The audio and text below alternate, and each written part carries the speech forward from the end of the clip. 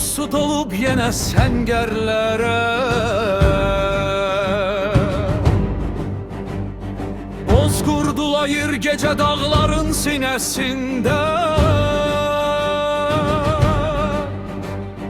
Bu torpaq şəhid qanı ilə nəfəs alır.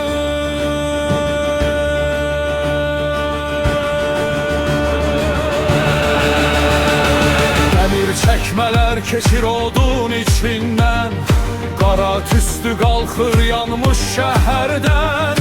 Bir ana ağlayır səssiz gecədə, bir oğul can verir vətən eşqinə.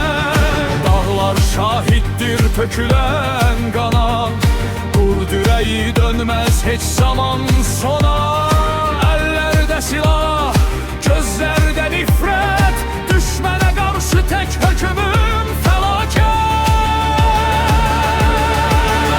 Qanlı müharibə, od içində şəhərlər,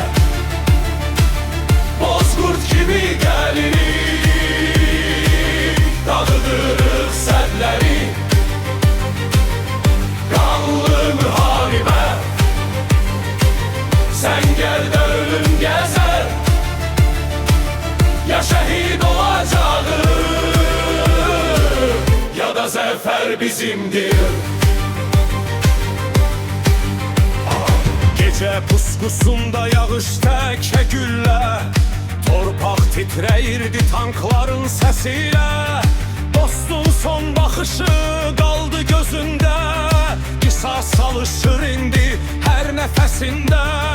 Qurd bayrağı qalxır alov içindən, düşmən qaçır qorxu dolu kölgədən. Bizim yolumuz ya ölüm ya savaş, geri dönüş yoxdur bu qanlı yoldaş. Ula ula Bozqurd, dur dur dur. Dağlar eşitsin səsini, şəhidlərin ruhu çağırır bizi son nəfəsə qədər.